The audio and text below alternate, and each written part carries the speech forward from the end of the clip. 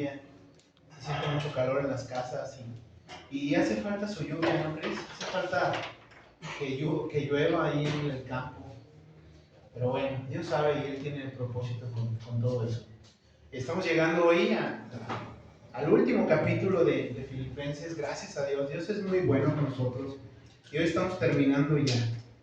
Después de que comenzamos en abril, ya estamos en septiembre y Dios ha sido muy bueno con nosotros. Y hoy estamos ya terminando la carta. Pero seguiremos estudiando más cartas los jueves. Y primeramente Dios, si es así su deseo, vamos a abrir el domingo ya. Yo te aviso, vamos, creo que de este domingo al próximo, o sea, de este domingo el 15, estaremos ya abriendo el servicio para si gustas acompañarnos a partir de las 6 de la tarde. Entonces, pues el plan y el propósito de Dios es que sigamos hablando su palabra, que no nos callemos, que sigamos predicando el mensaje de salvación, el evangelio. Y hoy veía y decía, ¿qué voy a decir? Porque Pablo solamente está dando los saludos de despedida. ¿Qué le voy a decir a mis hermanos? Pero realmente encontré mucho y vamos a hacer como un recuerdo de todo lo que hemos aprendido a través de este tiempo en el cual Dios nos ha llevado y nos ha hablado de gozo, nos ha hablado de tribulación, nos ha hablado de aflicciones, situaciones muy difíciles y complejas que se presentan en nuestra vida, pero que al final del día Dios pone gozo en nosotros. No sé cómo lo hace, pero Dios pone gozo en nosotros. Y muchas veces he intentado decir, Señor, voy a tirar la toalla después de 12 años quizás de ser cristiano, pues mejor prefiero ya no seguir, pero hay algo dentro de nosotros que no nos deja y nos incomoda, y en la semana y en la mañana, y siempre necesitamos de Él. ¿Sí se escucha, no? Siento que no me escucho, pero bueno. Bueno, vamos a leer entonces capítulo 4, versos 21 al 23, y ese será el final de la carta y el final del mensaje de Filipenses que hemos predicado durante todo este tiempo. Entonces, acompáñame ahí en Filipenses 4, del 21 al 23, y pues leamos juntos, ¿no? Dice allí: salutaciones finales, saludad a todos los santos en Cristo Jesús. Los hermanos que están conmigo os saludan. Todos los santos os saludan, y especialmente los de la casa de César. La gracia de nuestro Señor Jesucristo sea con todos vosotros. Amén. Podríamos decir, pues ya se terminó la carta, ciérrala y nos vamos ya. Porque dice, pues nada más mando el saludo y se acabó. Pero detrás de todo esto hay una enseñanza para ti y para mí. Y lo primero que dice es saludar a todos los santos, ¿no? Y quiero empezar con eso, pero también habla de familia, porque habla de hermanos que están con Pablo. En primer lugar, dice que hay una familia. ¿Qué hay en una familia? Pues miembros, ¿no? Y como miembros, pues hay abuelos, hay padres, hay tíos, hermanos, y habemos pues también familia agregada, o somos agregados a una familia civilmente o políticamente, como lo dice la sociedad, y pues tenemos cuñados, tenemos suegros, mis suegros me aman, yo lo sé, y bueno, entonces tenemos esta comunicación entre familia política y tenemos lazos de sangre. Sin embargo, Pablo nos está enseñando aquí que somos hermanos con un propósito que va más allá. Y como familia, ¿qué hay dentro de una familia? Todo es armonía, todo es paz, todo es gozo. Nunca nos peleamos, nunca nos agarramos del chongo como familia que somos. Y no es cierto, ¿no? Realmente, como familia que somos, tenemos cierta manera de pensar. ¿Sabes? Cuando me casé, cuando Karina y yo fuimos a vivir juntos, tuvimos problemas hasta por la forma en la que amarrábamos la bolsa de la basura. Porque ella traía una costumbre y yo otra. Y ella tenía una forma de hacer frijoles y yo tenía otra forma de probar los frijoles de mi mamá, ¿no? Porque no los haces como mi mamá los hace. Y teníamos conflictos en ese tiempo. Entonces, en una familia hay conflictos, hay situaciones que de repente pues nos ponen mal, nos ponen a discutir, a tener fricciones.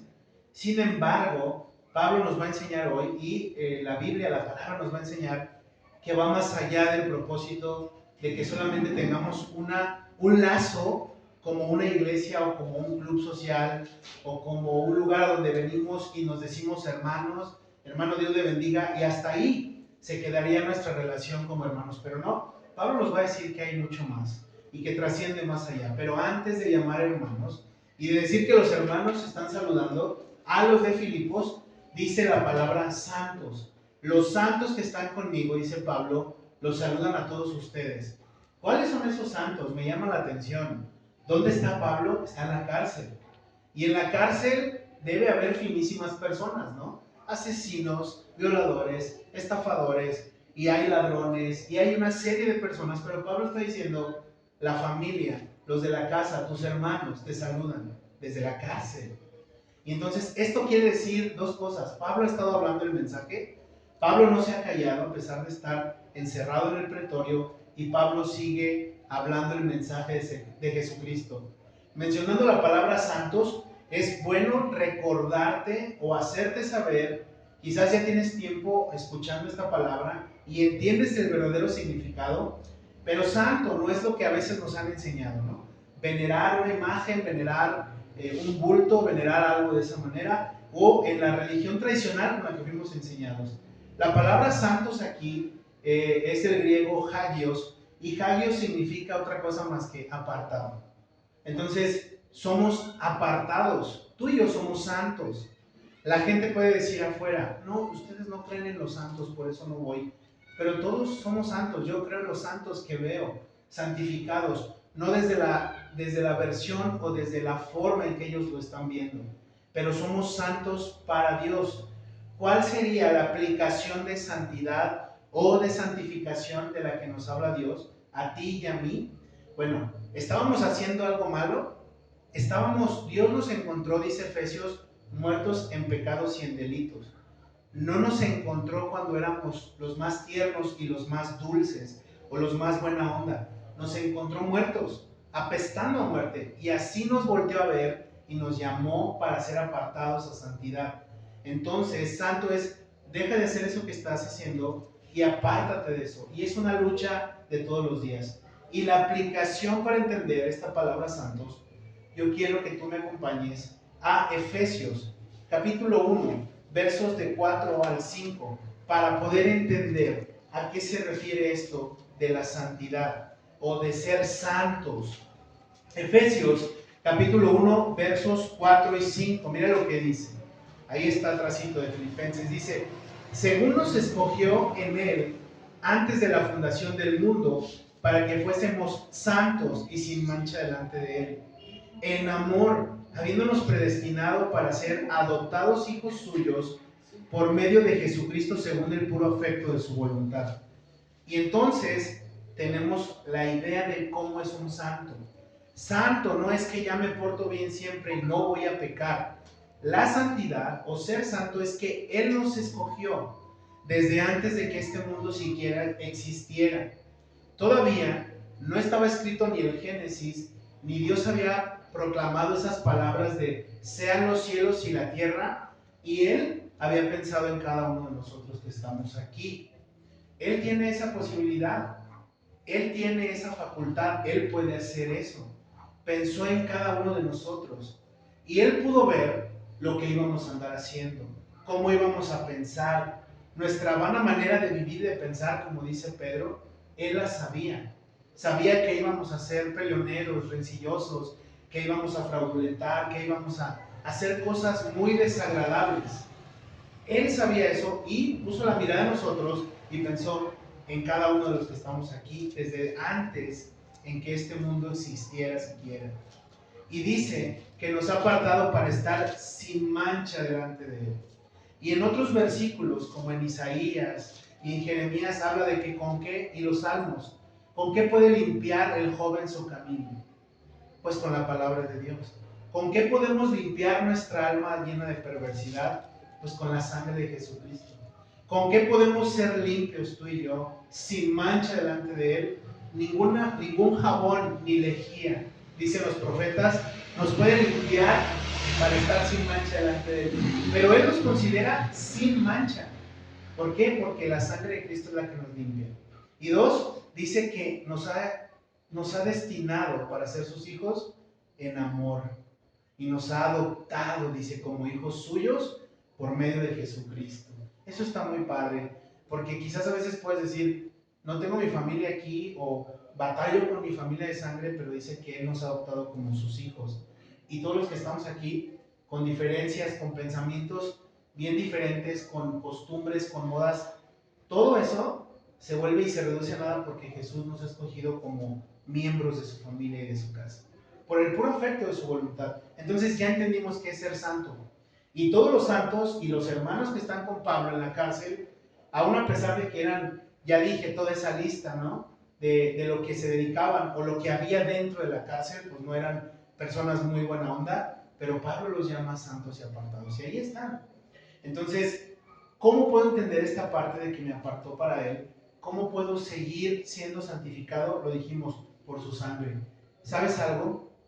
Jesús no se avergüenza de que tú y yo seamos su familia. Jesús no, a Él no le da vergüenza de que tú y yo seamos de su casa. Él se siente contento de que tú y yo seamos parte de su familia. Quizás hay muchos que pueden, pues, no verme bien de mi casa, de mi sangre. Y pueden decir, ese ya ni es mi hermano desde que se volvió aleluyo. O ya ni es mi primo, ya ni le hablamos, ¿no? Pero a Jesús no le da pena convertirme en parte de su familia, apartarme y después llamarme hermano. ¿Cómo puedo saber que Él no le avergüenza? Bueno, ve conmigo a Hebreos capítulo 2, verso 11. Hebreos 2:11 nos dice que Jesús no se avergüenza de llamarnos hermanos. Él nos santifica y nos hace miembros de su familia. Mira, Hebreos 2:11 nos dice, porque el que santifica y los que son santificados de uno son todos, por lo cual no se avergüenza de llamarlos hermanos. Jesús nos llama hermanos. Él nos santifica, ¿sabes? Él nos quita la mugre que traemos. Y aparte no solamente eso, sino que nos da un lugar en su casa y en su familia. Es muy padre cuando alguien te invita a su casa. Esto está muy padre. Cuando alguien te dice, vénganse a comer a la casa. Es muy padre porque la gente se espera, ¿sabes?, en recibirte. Y desde que llegas puedes oler el fabuloso con el que limpiar. Y dices, wow, se esmeró esta persona por recibirme. Y puede estar a lo mejor limpiando y huele así rico. Y después puedes escuchar el ruido de la cazuela hirviendo, de lo que te va a dar de comer. Y es muy padre cuando te invitan a la casa de alguien. Entonces imagínate estar en la casa de Dios, en la casa del que nos llama hermanos, del que nos santifica. ¿Cómo será ese momento cuando podamos estar ahí en la casa con nuestro Padre Celestial? ¿Cómo podrá ser ese momento? Digo, la Apocalipsis describe cómo son todos esos lugares y hay calles llenas de empedrados de oro y un mar de cristal y todo eso, pero más allá de la arquitectura que podamos admirar allí, ¿cómo será estar con Jesús? ¿Te imaginas cuántas cosas podemos preguntar y cuántas otras cosas podemos decirle? Tenía dudas en el pasado, tenía estos miedos, pero ahora te veo, ahora estoy contigo. Podremos ver las cicatrices de sus heridas, podremos ver las aberturas de los clavos, no sé, podremos estar allí. ¿A qué olerá la casa de Dios? ¿A qué olerá ese lugar santísimo? No lo sé, ¿verdad? Podemos solamente volarnos e imaginarnos. Pero Él no se avergüenza de llamarnos hermanos y nos santifica y nos lleva a su presencia, a su casa. Entonces, ¿qué nos lleva a esto? Si nos ha santificado y nos ha apartado, no tengas miedo de ir al cuarto de intimidad donde Jesús quiere hablarte. Esto está interesante. No pierdas el sentido de no me puedo acercar a Jesús, estoy sucio, estoy mugroso, hace mucho que no hablo con Él, quizás no me escucha, quizás mis oraciones no llegan. Él quiere escucharte, Él quiere hablar contigo, quiere pasar un tiempo especial contigo, pero necesitas ir a ese lugar de intimidad, necesitas ir ahí donde Él te está llamando. Y entonces, en las familias, pues hay problemas, ya lo dijimos, ¿verdad? Y en las familias hay situaciones, y en la familia pues hay de repente hasta divisiones, y se han hecho hasta a lo mejor memes de que ya se va a dividir la familia por el pedazo de tierra, y que la herencia y todo eso, ¿no? Que se puede hablar dentro de la sociedad. Pero bueno, la familia ha sido muy agredida últimamente, ¿sabes? Y tú y yo lo hemos visto. La familia, y hablando de hermanos, hemos sido agredidos últimamente con las nuevas tendencias, con la forma de educación, con los proyectos académicos que hay, la inclusión de los nuevos géneros que le llaman así, y la estructura del matrimonio original de Dios se está distorsionando y la familia también. Pero Pablo está ahí desde la cárcel y dice, los mandan saludar mis hermanos.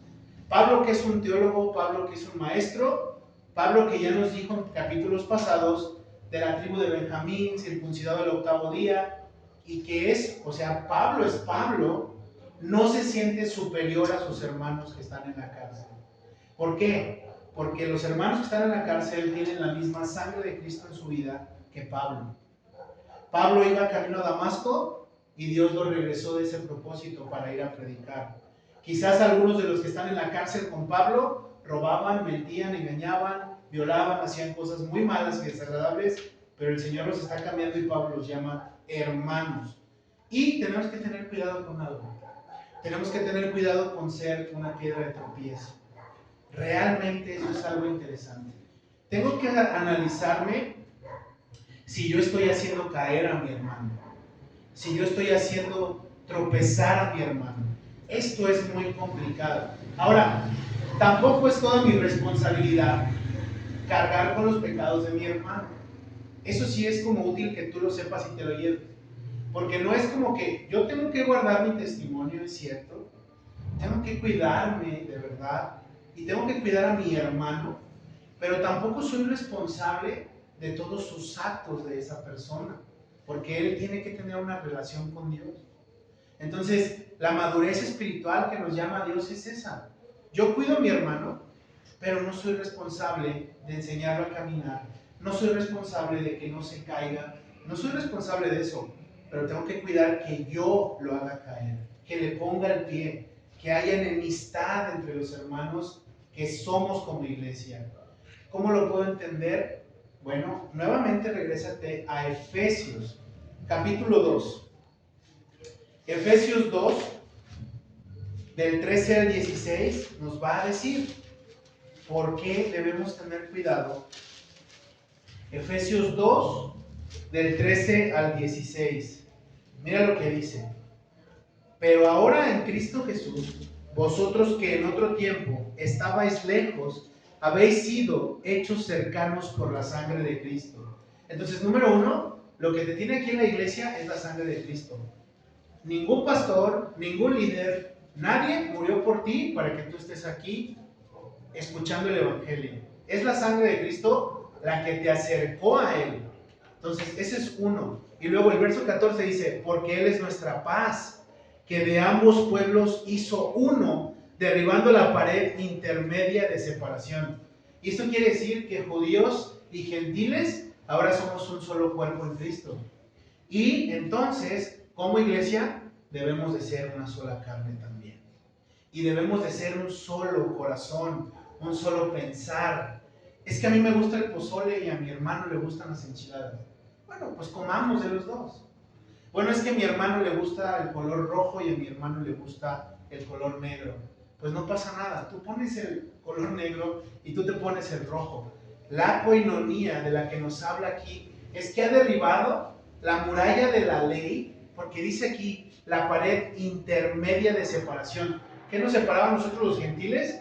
Pues que éramos un pueblo que ni conocíamos a Dios. Y ahora somos un solo pueblo con los judíos, parte de la familia de Dios, aunque ellos no nos quieran y nos miren fellito, pero pues somos parte de la familia de Dios. 15. Aboliendo, esto está interesante, aboliendo en su carne las enemistades, la ley de los mandamientos expresados en ordenanzas, para creer en sí mismo, de los dos un solo y nuevo hombre, haciendo la paz. O sea, su cuerpo que fue maltratado, golpeado, su cuerpo que fue, que derramó toda su sangre, lo hizo no solamente para que tú y yo un día nos peleáramos por problemas doctrinales.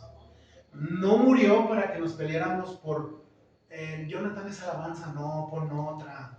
No, no murió por eso. Isaac, no, la neta, sigue echando más ganas a la guitarra y cosas así. No murió por eso, aunque sí sigue echando más ganas. Pero no murió por eso, ¿verdad? O sea, no es como problemas estructurales. Murió para que en la carne, cuando se hizo carne y se encarnó Jesús, al hacerse un hombre mortal como tú y como yo, la ley y el peso de esa ley no fuera sobre nosotros. ¿Cuál era la ley? Te vas a morir, porque ni eres judío y ni puedes cumplir la ley. Y entonces el peso de la ley sobre su cuerpo y quitó todas las enemistades. ¿Cuáles? Las que teníamos con Dios Padre.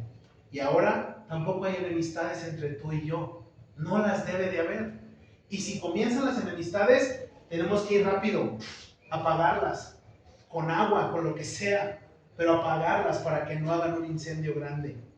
Y el último, 16, y mediante la cruz, reconciliar con Dios a ambos en un solo cuerpo, matando en ella las enemistades. Y ahí está, las mata. La enemistad no es buena.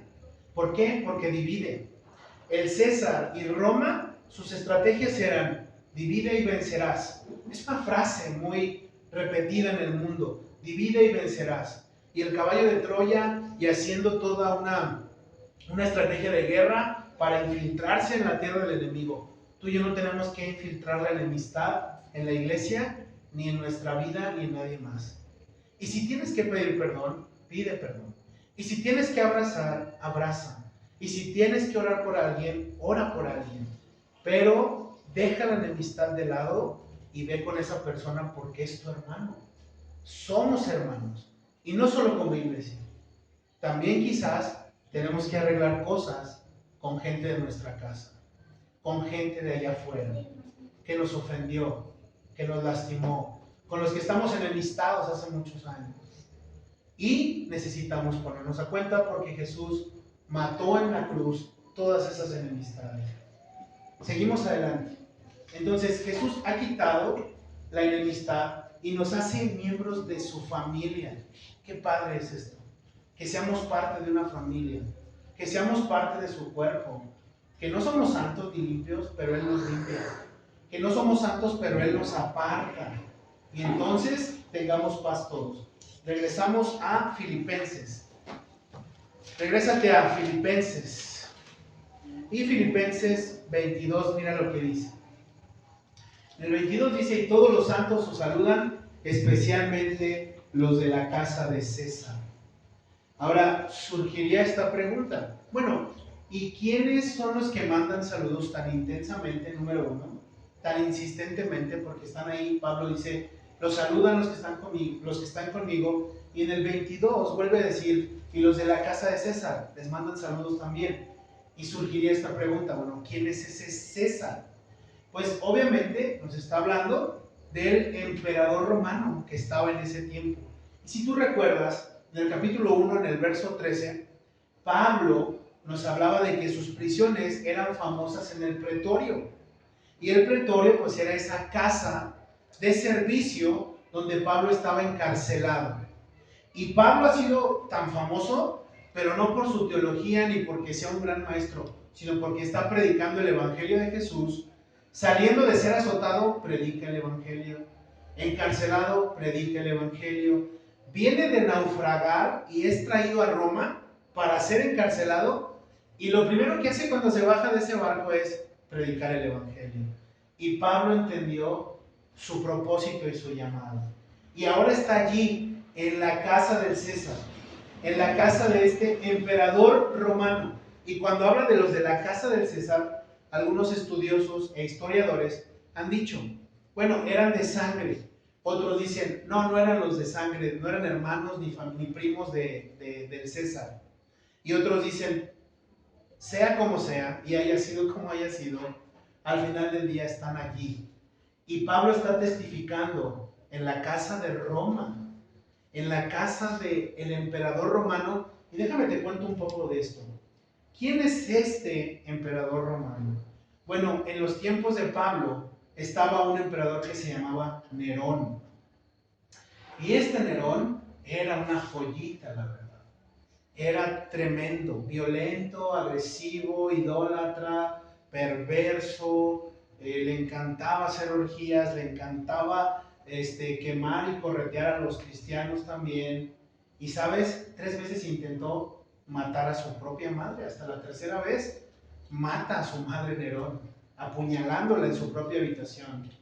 ¿Por qué te hablo de esto? Pues es algo de historia que necesitamos como ver en el contexto de quién era ese César, ese emperador romano.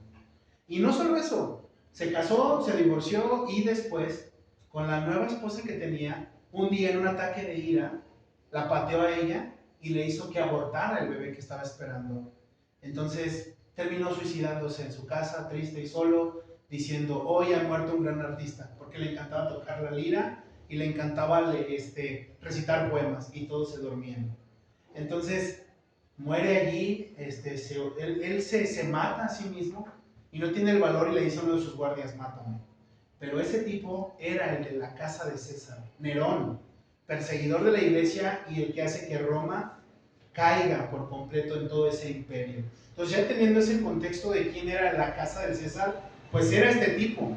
Y servidores, esclavos, libertos y todas las personas que estaban sirviendo civilmente a Roma estaban escuchando ahí. Cuando estaba estudiando esta parte de los de la casa de César, pensaba un poco en Leo y decía, pues Leo que trabaja en presidencia, ¿no? Esa sería como la casa del César. La casa del César era toda la gente que está ahí al servicio de Roma, o la administración hoy en día pública en algún municipio, ¿no? Y entonces ahí está, y estás hablando de Dios, y Pablo está predicando, y Pablo está diciendo, miren, este es el mensaje de salvación. ¿Qué es lo que está pasando entonces con Pablo? No ha perdido su propósito. ¿Sabes? Cuando Pablo llegó a Roma, te decía hace rato, llegó de naufragar. Y venía porque los de Judea lo habían agarrado preso, porque no querían que hablara el nombre de Jesucristo, porque predicaba en contra de la religiosidad del pueblo. Y tomándolo prisionero, se lo llevaron, y en ese proceso de traerlo a Roma es cuando naufraga. Y se queda por allá tirado, parado. Después viene, y te digo, llega a Roma, está en una casa. Después de estar en la casa le dicen, ¿sabes qué? Te tienes que ir al pretorio. Y se lo llevan al pretorio. 2 años estuvo ahí en esa casa.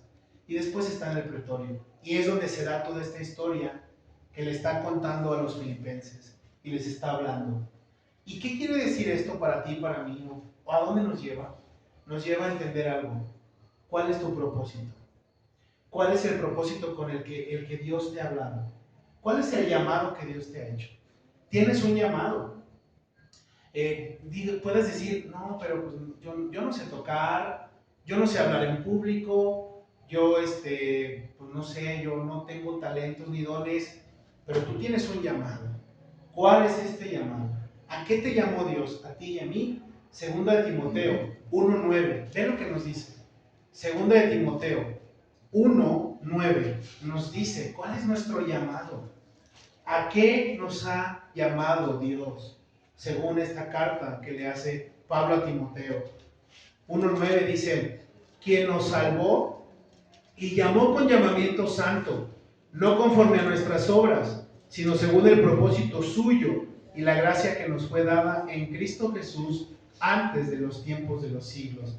Ahora, ¿te das cuenta que Pablo no le dice, Timoteo, Dios te llamó para que limpies las sillas, Dios te llamó para que toques en alabanza, Dios te llamó? Lo que le dice a Timoteo es, Dios te llamó para salvación, Timoteo. Y quizás puedas decir, no, pero yo tengo mucho que ni predico ni hablo. ¿Sabes? Esto lo entendí ayer y me cayó de verdad como una cubeta fría de agua helada. No hacemos esto de la predicación o hablar o compartirle a la gente porque sea algo que Dios me exige, ¿sabes? Tienes que hacerlo. Y si no lo haces, no me agradas. Es una respuesta, obviamente, a su amor. Pero al final del día, si tú estás sentado y escuchándolo, también le agrada eso a Dios. Que lo escuches, que aprendas de Él, que lo conozcas, que en intimidad tú pases tiempo con Dios. Que tú sepas cuáles son sus pensamientos, cuál es el deseo y el propósito de su vida, llamarte a salvación. ¿Y por qué tengo que dejar en claro esto? Porque en algún momento en nuestra vida tenemos dudas de este llamado. ¿Y si la salvación ni es cierto? ¿Y si todo esto que estoy viviendo es una locura? ¿Y si estar en la iglesia cristiana a lo mejor es un cuento que me ha gustado tanto, pero a lo mejor me tendría que haber quedado siendo católico o me tendría que haber quedado en otra religión? Déjame decirte algo. Dios quiere que tú salgas convencido de que tu primer llamado es a la salvación. ¿Salvación de qué? Pues de la muerte. No de esta carne, sino de la que sigue, cuando nos llame a cuentas delante de su presencia. Y ese es el propósito con el cual Dios nos ha hablado. Y te lo vuelvo a decir, Pablo está allí, en la casa del emperador, donde a ti Dios te ha puesto. ¿Qué estás haciendo? ¿Somos de utilidad para Dios? Pablo también le dice a Timoteo en la primera carta que si somos vasos usados para honra o para deshonra. Donde Dios te ha puesto, estamos siendo de verdad un utensilio que le agrada a Dios. ¿Le estamos compartiendo a alguien? ¿Le estamos diciendo a alguien este llamamiento de salvación? ¿O me estoy quedando callado? Esto pasaba mucho conmigo. Y quiero ser sincero contigo, porque si lo pasa conmigo, creo que lo puede pasar con muchos. En mi trabajo, yo era casi como el luchador, el 1000 caras, ¿no? El 1000 caras o el 1000 máscaras.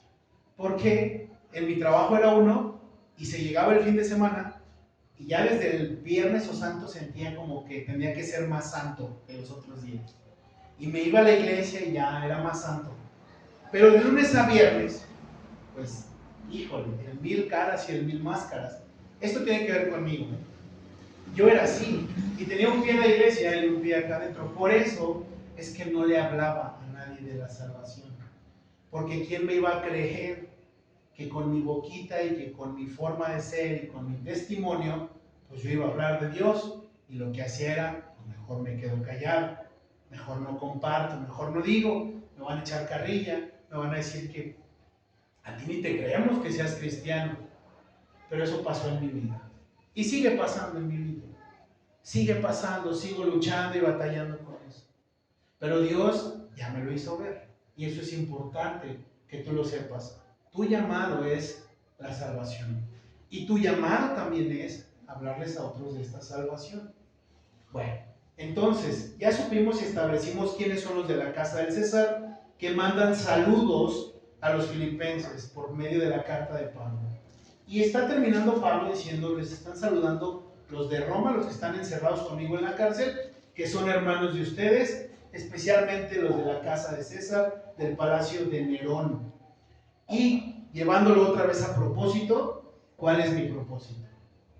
Nuevamente hablando de propósito. El propósito de Pablo era que no se tenía que callar el evangelio y anunciarlo. Te pido que vayas conmigo a Hechos 28, del 28 al 31. Es el último capítulo de Hechos. Hechos 28. Búscalo. Hechos 28. Y vamos a leer del 28 al 31. Después de todo esto que nos ha narrado quizás Hechos, si tú has tenido la oportunidad de leer el libro, Hechos 28, del 28 al 31. Si tú has leído Hechos, pues habla de todos los viajes, esta última parte, los viajes misioneros de Pablo. Y Pablo está regresando, te decía, a Roma, está llegando a Roma, y lo que va a hacer Pablo es predicar a la iglesia que está en Roma. Después de que viene de un naufragio, después de que viene de ser golpeado, de ser perseguido, el corazón de Pablo dice, quiero ahorita bajarme a predicar el evangelio. Y entonces dice lo siguiente, sabed pues que a los gentiles es enviada esta salvación de Dios, y ellos oirán. Y cuando hubo dicho esto, los judíos se fueron teniendo gran discusión entre sí. Y Pablo permaneció 2 años enteros en una casa alquilada y recibía a todos los que a él venían, predicando el reino de Dios y enseñando acerca del Señor Jesucristo abiertamente y sin impedimento. Y entonces, quisiera hacerte esta pregunta, ¿no? A lo mejor estás enfermo y la enfermedad es algo que muchas veces nos impide o buscar a Dios o seguir a Dios, pero sin embargo quizás Dios quiere utilizar esa enfermedad como un medio de predicación del evangelio.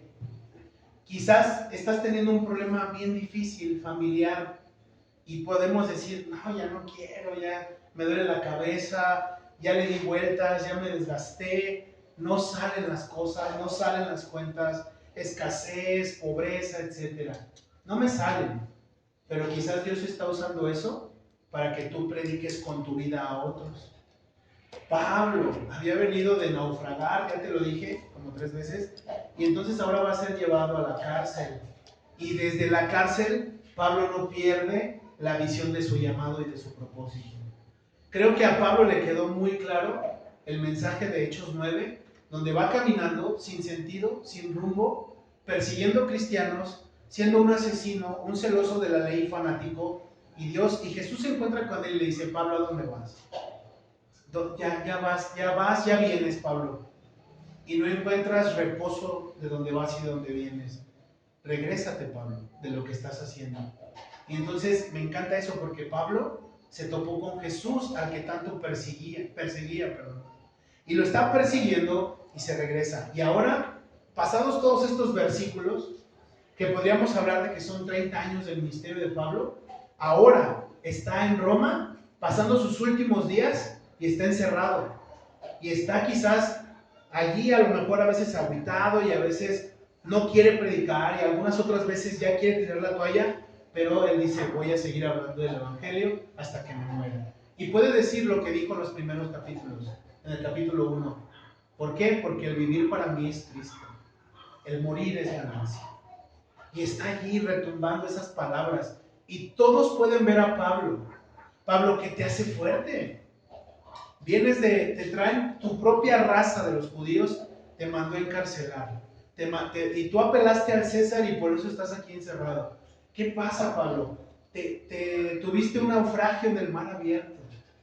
Y no solo eso, te han azotado por predicar el Evangelio. ¿Por qué no dejas de hablar de ese Dios, Pablo? Y Pablo allí. ¿Saben? La predicación ahora es para los gentiles. Reciban ustedes, gentiles, a Cristo en su corazón. A ver, Pablo, no te entiendo. Y Pablo: ustedes tienen que conocer a este Dios que me salvó en el camino a Damasco cuando yo era un asesino. Quizás es tiempo que tú y yo digamos: Dios me salvó cuando era un alcohólico, cuando era un drogadicto. Dios me rescató porque estaba robando. Dios me rescató porque estaba viviendo una vida sin Cristo.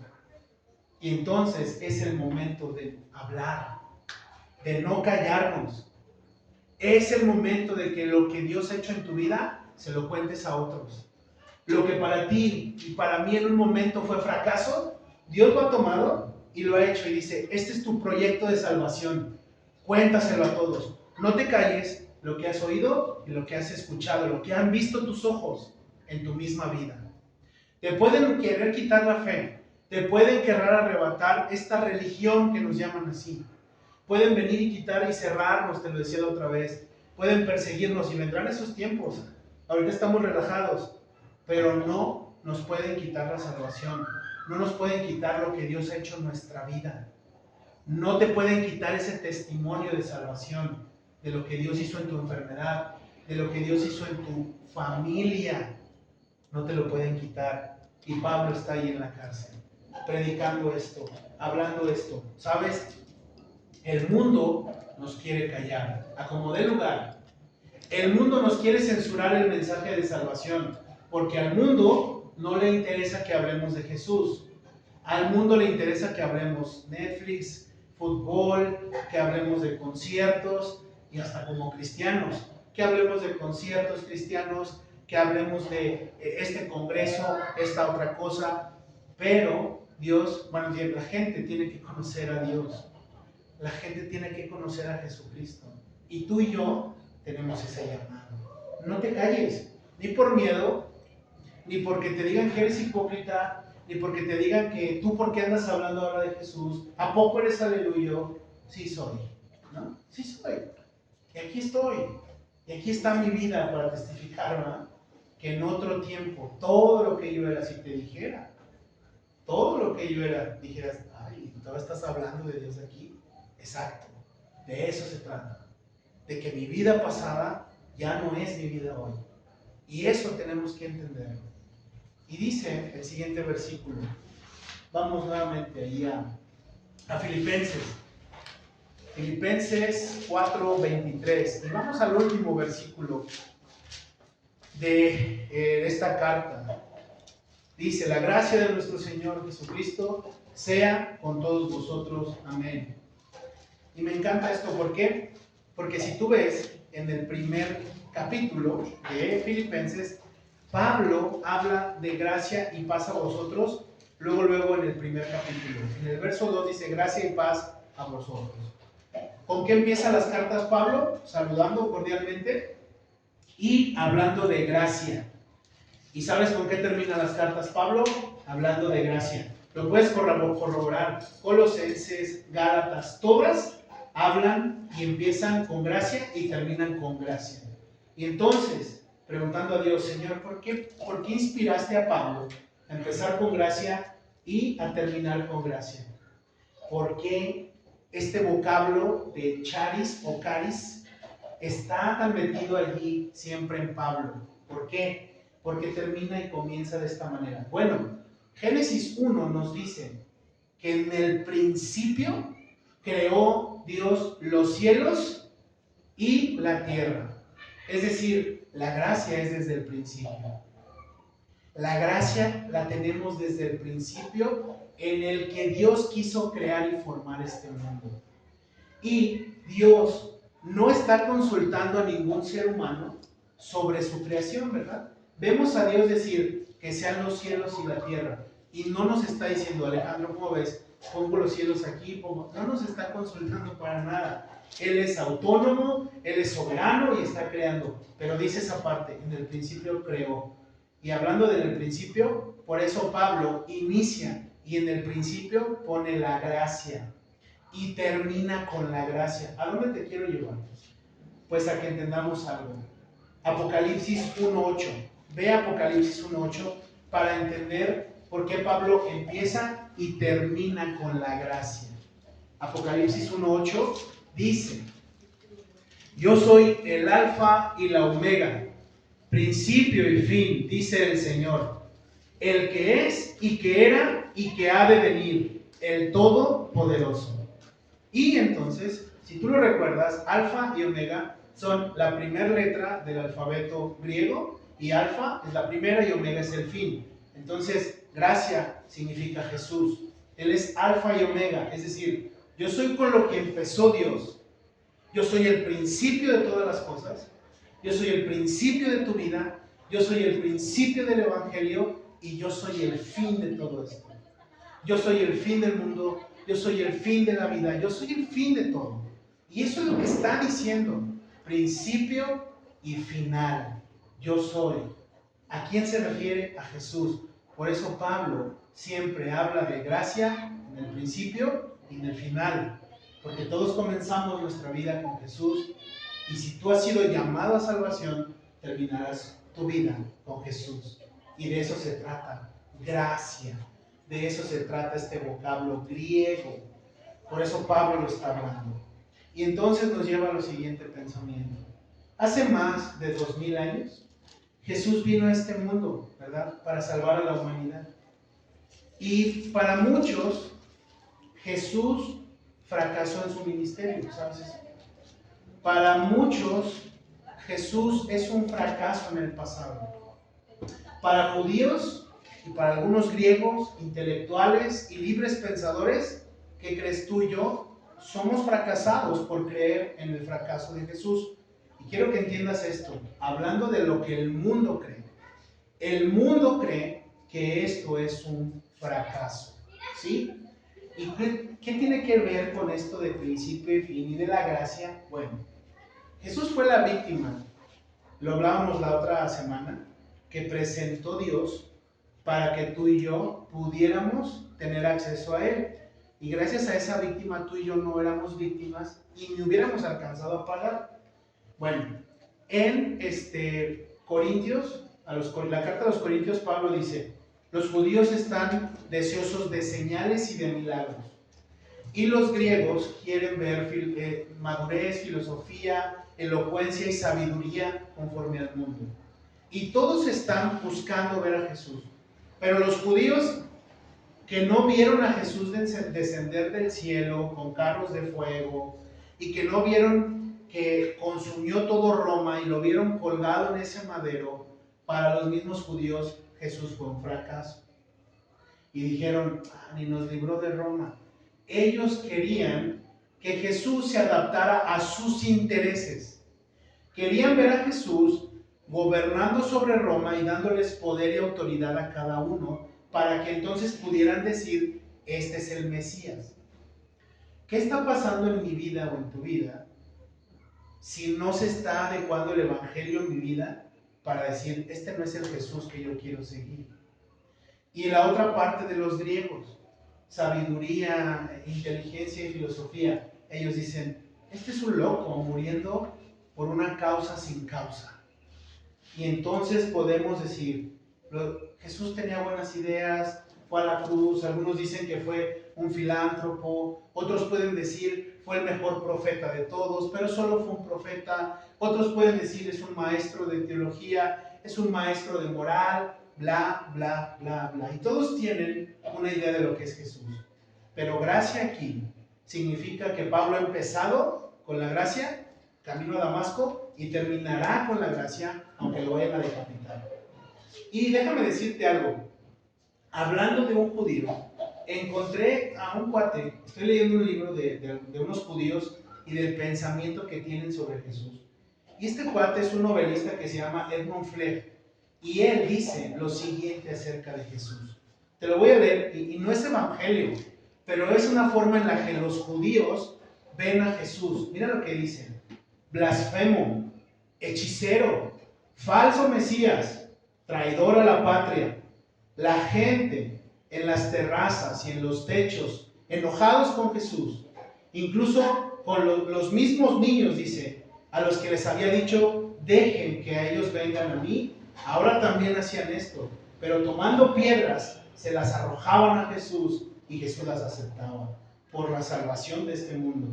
Pero los israelitas veían el fracaso de Jesús, ya que el templo no había sido destruido, ni Roma había sido derrocada.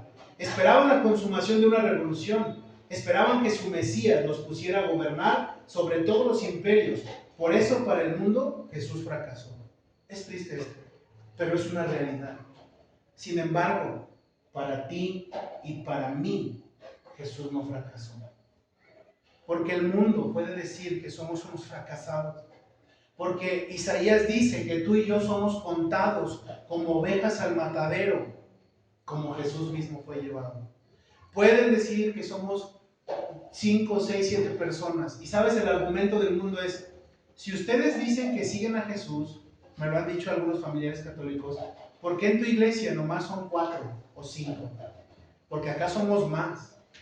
Y piensan que la elocuencia es donde hay más, ahí está la verdad. Y no es cierto. Para el mundo, el cristianismo, nosotros, los hijos de Dios, somos un fracaso. Somos vistos así, pero para Jesús no. Y por eso Pablo está allí en la cárcel. Y para muchos quizás están diciendo, Pablo fracasó. ¿Por qué? Porque no está ni siquiera libre, está encarcelado. Lo han azotado, ha tenido que pasar por muchas cosas difíciles. Y sabes, hemos trastornado el Evangelio. La gracia no significa prosperidad. La gracia no significa que todos mis problemas económicos se van a resolver. Gracia no significa que mis problemas familiares van a desaparecer de un día a otro. Gracia no significa que la enfermedad va a desaparecer mañana. ¿Jesús puede? Sí puede. Pero eso no significa gracia. Gracia significa que a pesar de esa debilidad, Él me hace fuerte. Para testificarle al mundo que un fracasado en el mundo puede hablar de la gloria de Dios. Que un fracasado hablando humanamente puede hablar el Evangelio y llevar a otros a tener esta misma sed y esta misma hambre. ¿Cómo? Ve conmigo a 2 Corintios 8:9. 2 Corintios 8:9.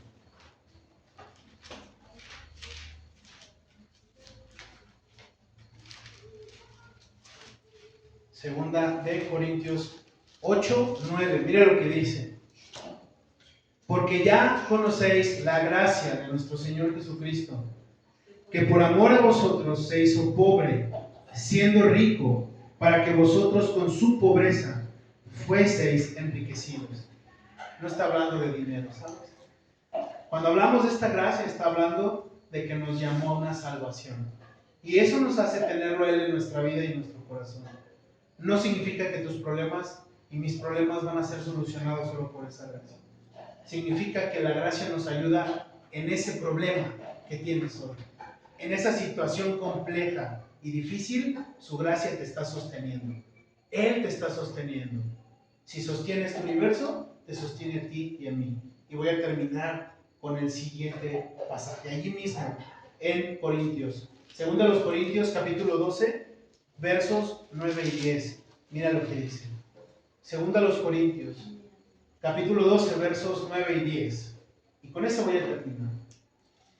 Y dice, y me ha dicho, bástate mi gracia, porque mi poder se perfecciona en la debilidad. Por tanto, de buena gana me gloriaré más bien en mis debilidades, para que repose sobre mí el poder de Cristo. Por lo cual, por amor a Cristo, me gozo en las debilidades, en afrentas, en necesidades, en persecuciones, en angustias, porque cuando soy débil, entonces soy fuerte. Y ahí está. Ese es el mensaje de salvación. Me hace fuerte su gracia. Es todo en nosotros. Su gracia nos sustenta, nos alienta, nos consuela, porque la gracia es Jesús mismo.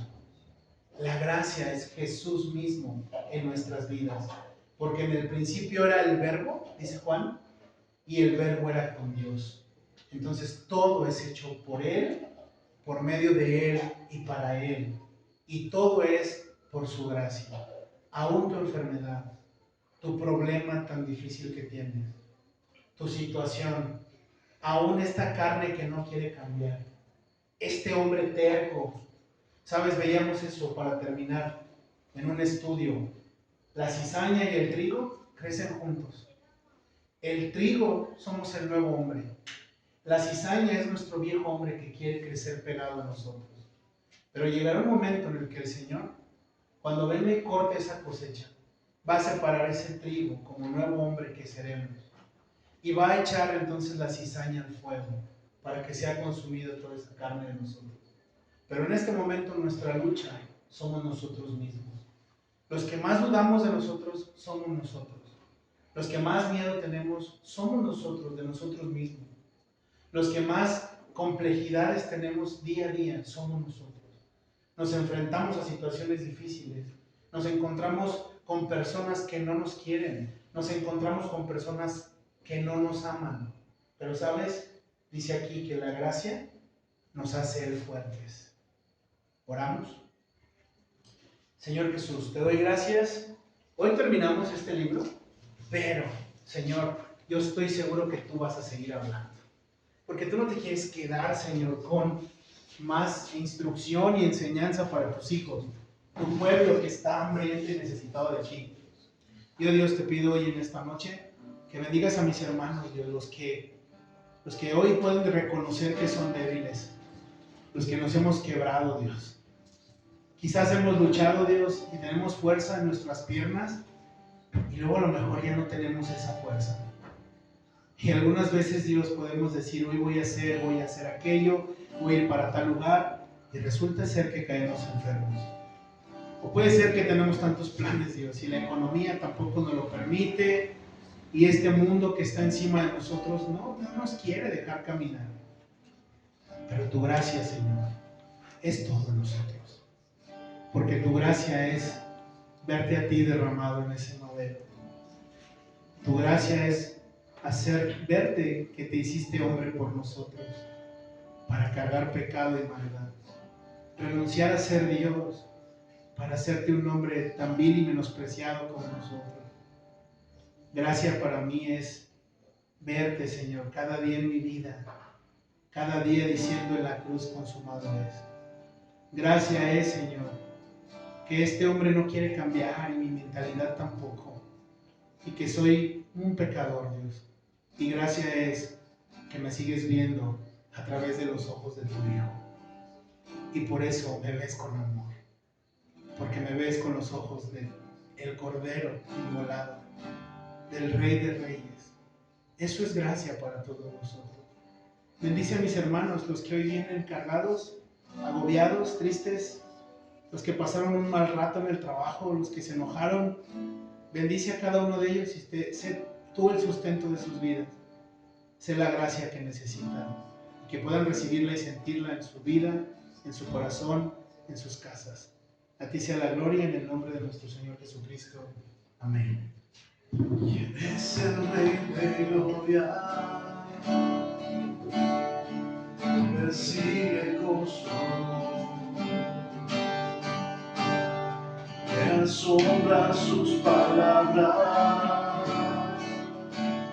susurrando en mi interior. Mi conciencia me recuerda, necesito su perdón. ¿Quién es el Rey de Gloria? Me lo ofrece hoy. Rey del universo, príncipe de paz, revelándome en los cielos los misterios que me dan.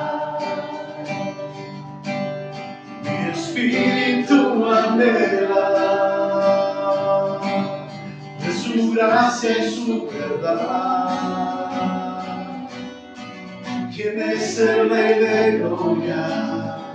Hijo de hombre, Hijo de Dios.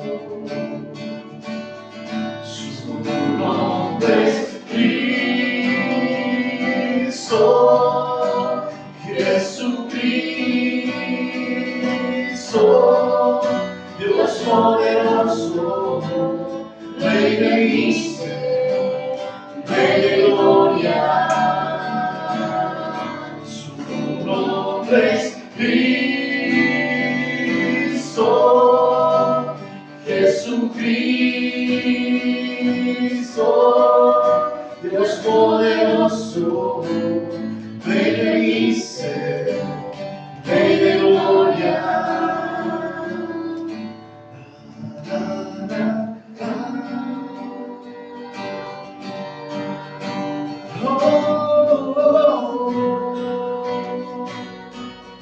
Dios poderoso, Rey de misterio, Rey de gloria. Iglesia, su nombre es Cristo, Jesucristo, Dios poderoso, Rey de misterio, Rey de gloria. Su nombre es Cristo, Jesucristo, Dios poderoso, Rey de misterio, Rey de gloria. Señor Dios, queremos darte la gloria a ti, Señor Dios, porque tú eres Rey de gloria, Señor. Gracias por ese tiempo, Dios, gracias por tu palabra.